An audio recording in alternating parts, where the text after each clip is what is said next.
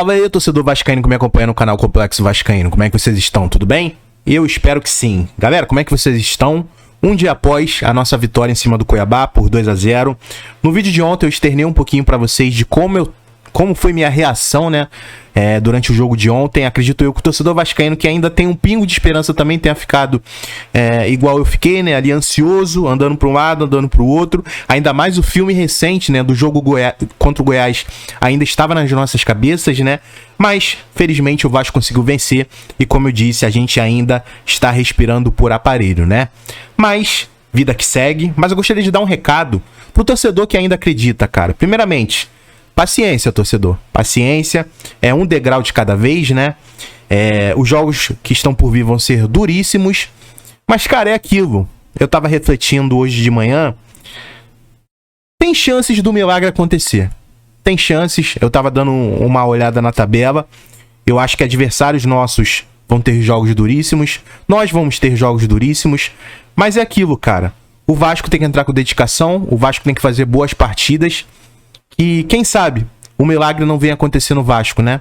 Nos últimos anos a gente não sabe o que significa milagre, mas vai que o raio cai dessa vez em São Januário e a gente consegue permanecer na Série A. Seria extremamente importante pra gente, né? No momento, entre aspas, de mudança do time, do clube, né? Vasco da Gama, nesse momento que a gente virou também SAF, né? A gente tem só um pouquinho ali de associativo. Então é um momento novo pro Vasco. Seria extremamente importante a gente criar casca na Série A, né? Sim, eu sei de todos os erros. Paulo Brax cometeu erro. Nosso antigo CEO, não preciso nem falar o nome dele, errou demais. Mas é aquilo, cara. A gente vai ficar remoendo os erros. O passado, a gente vai vislumbrar o futuro. É claro, com certeza. Se o Vasco cair para a segunda divisão, eu vou tocar muito na tecla, a gente vai lembrar de tudo, dos erros de contratações, dos erros de decisões, com certeza. Mas é aquilo, a gente continuar na Série A é vida nova, é progresso. Porque eu tenho certeza, cara, que com aporte financeiro, com dinheiro e pessoas decentes trabalhando, não quem tá hoje no clube. Não tô falando de Paulo Brax, não, tô falando de profissionais de qualidade. Já externei isso aqui no canal uma vez e repito, não adianta ter dinheiro se a gente não tem alguém que trabalhe dentro do clube que conheça de futebol. Precisamos ter um Rodrigo Caetano, alguém desse nível, sabe? Para poder gerir e ter as contratações decentes para o nosso time. Também é importante a gente ter um técnico do tamanho do Ramon Dias para montar o elenco, né? Porque, cara, eu tenho certeza que o Ramon Dias hoje, ele não deve falar isso, né? Mas ele deve olhar assim para os jogadores e falar, cara, esse time foi totalmente mal montado. Totalmente mal montado, né? Então precisamos ter isso. Caso o Vasco permaneça na Série A, precisamos desses pilares. Diretor de futebol que entenda das coisas. Não basta ter só dinheiro. A gente precisa ter um diretor de futebol que entenda das coisas, um CEO que entenda das coisas e, acima de tudo, tinha até me esquecido, precisamos ter pessoas que também saibam o que é o Vasco. Saibam o que é o Vasco. E um treinador para fiscalizar aí qual vai ser as nossas contratações, sabe? E sem esse negócio de contratar Abel Braga, porque é um cara experiente aqui, mas não tem identificação nenhuma com o Vasco. Precisamos de profissionais inteligentes e pessoas que conheçam o Vasco. E acima de tudo, né? Mas aí já saindo um pouquinho dessa área do futebol, precisamos aumentar São Januário. E isso vai ser função para o futuro presidente do associativo, né? A gente não sabe ainda se vai ser o Pedrinho ou se vai ser o Levenciano. Mas, independente de quem vença, eu quero que o Pedrinho vença, né? Mas, independente de quem vença, precisamos aumentar a capacidade de São Januário. Rapaziada, vamos lá. Vou botar aqui na tela para vocês. Vou passar um pouquinho sobre umas notícias que eu separei para vocês. E vamos lá. Vou falar um pouquinho sobre Vasco. Vou falar também um pouquinho sobre a final da Libertadores, cara. Um vídeo interessante, tinha visto ontem, mas eu vou trazer para vocês, ó. Tá aí na tela o Verratti comemorando o gol do Vasco, lá no estádio do Cuiabá, né? Verratti que tava ali na área que fica os scouters, a galera da parte técnica, né? Do Vasco. Técnica e tática, né? Aliás, tática do Vasco, eles que ficam lá em cima no camarote, e o Verratti lá comemorando o nosso gol. Lembrando que o Verratti vai estar presente para a próxima partida contra o Botafogo. Vai ser extremamente importante a presença do nosso centroavante. Fez muita falta nesse jogo contra o Cuiabá. Inclusive, eu não conseguia vislumbrar o Vasco fazendo gol, mas aos trancos e barrancos a gente conseguiu achar uma jogada ali. Foi muito importante e a volta do nosso querido Verratti vai ajudar muito o Vasco. Tranquilo? Vamos partir para o próximo assunto que eu separei para vocês? Ramon Dias falou um pouquinho, né? O seguinte: vai ser difícil para todos os adversários que nos enfrentam, porque vamos dar a vida. Então esse é o recado do Ramon Dias. Não sei se ele vai conseguir cumprir essa promessa, né? Porque o Vasco oscilou um pouquinho. Acredito eu que o Vasco ali na partida contra o Flamengo jogou bem, mas infelizmente a gente perdeu. Contra o Internacional a gente jogou bem, mas infelizmente perdeu, né? Só que a gente não conseguiu manter o ritmo, né? A gente perdeu, a gente empatou ali com o Goiás, sabe? Talvez a gente não tenha jogado com a mesma característica. Então eu acho que é o seguinte: se o Vasco conseguir manter uma sede, igual teve nesses jogos contra Flamengo, Internacional, mesmo perdendo, acredito eu que isso sim vai acontecer. Mas, cara, é difícil, cara. É difícil, ainda mais com a possibilidade que a gente tem hoje. O Vasco só tem um time. A gente perde um jogador, entra outro jogador, desconfigura tudo, sabe? Então a expectativa é: qual vai ser o Vasco dos próximos jogos? Será que vai conseguir manter? Será que não vai conseguir manter? Será que a gente vai ter todos os jogadores disponíveis? Fica aí a dúvida, não é mesmo? Então vambora, rapaziada. Mais uma informação: Marlon Gomes e Rossi têm chance de ser relacionados para o jogo contra o Botafogo. Então tá aí.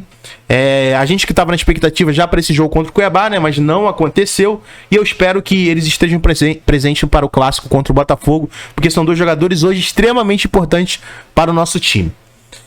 E vamos lá, separei mais algumas coisas aqui. Quando eu falo disso, cara, de será que vai conseguir manter, será que não vai conseguir manter, passa muito por isso, a gente ter os jogadores, né? E um destaque que eu trago aqui do Emerson Rocha, inclusive que trabalha no canal Atenção Vascaínos, né? O lateral Paulo Henrique recebeu o amarelo contra o Cuiabá e está pendurado. Com isso, o Vasco tem 14 jogadores pendurados. Além dele, estão com 2 cartões Léo Jardim, que o Ivan deve estar doidinho pro Léo Jardim tomar o cartão amarelo para ele poder estrear no Campeonato Brasileiro, né? Puma, Robson Bambu, Zé Vitor, Maicon, Léo Barros, Zé Gabriel, Prached, Marlon Gomes, Gabriel Peck, Sebastião e Serginho. Então a gente tem jogadores aqui extremamente importantes, né, para o nosso time, que eles estão pendurados. Se tomar mais o cartão amarelo, a gente perde eles. E a gente sabe, no Vasco atual, cara, a gente perde um jogador, desconfigura tudo, né? Ali o Léo Jardim é muito importante, o Maicon é muito importante, né?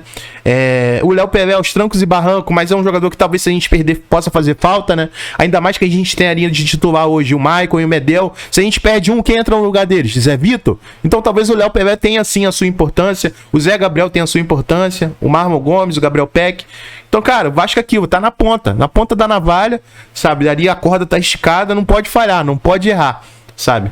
Então é mais ou menos isso. E falando um pouquinho agora sobre a tabela do Campeonato Brasileiro, né? Nós ainda estamos na zona de rebaixamento, mas estamos respirando, né? O Vasco que está em 17º, mas estamos com 34 pontos. Eu gostaria de destacar uma coisa, cara, em relação à tabela, que é o Bahia, cara. Eu acho que o Bahia vai ser a nossa briga até o final do campeonato, cara, contra o Bahia, sabe?